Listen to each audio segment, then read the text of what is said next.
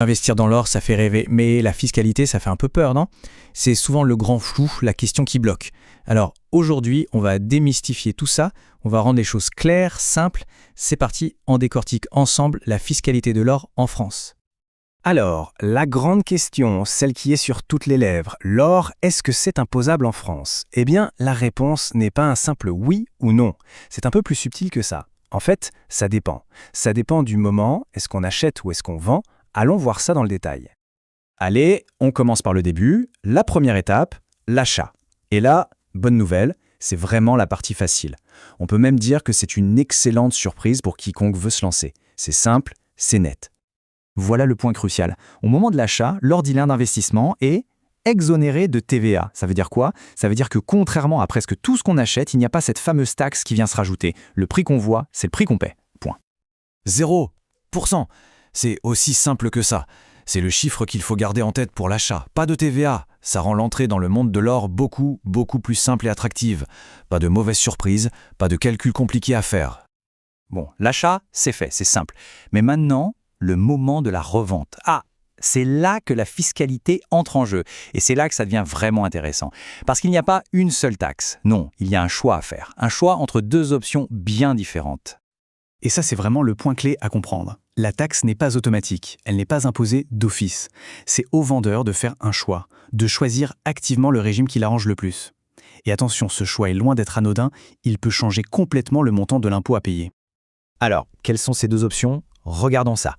D'un côté, on a la taxe forfaitaire, aussi appelée TMP. Son principe est simple, c'est 11,5% sur le montant total de la vente. Qu'il y ait eu un gain ou une perte, peu importe, c'est 11,5% du capital. De l'autre côté, on a le régime de la taxe sur la plus-value, la TPV. Là, le taux est plus costaud, 36,2%, mais, et c'est un grand mais, il s'applique uniquement sur le bénéfice, sur le gain réel que l'on a fait. Et c'est là que l'option de la plus-value, la TPV, sort son atout maître, son arme secrète si on veut.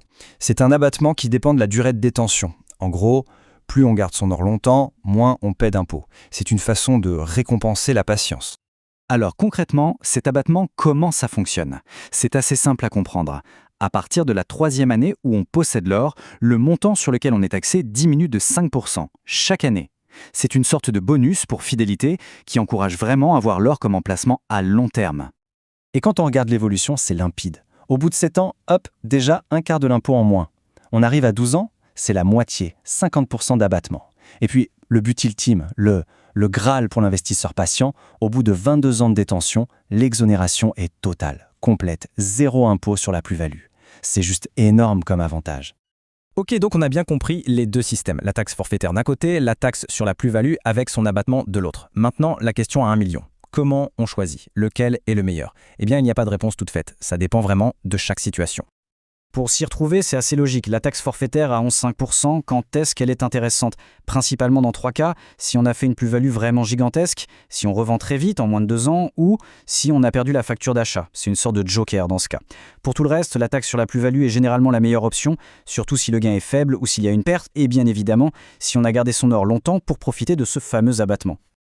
Au final, on voit bien que tout est une question de stratégie.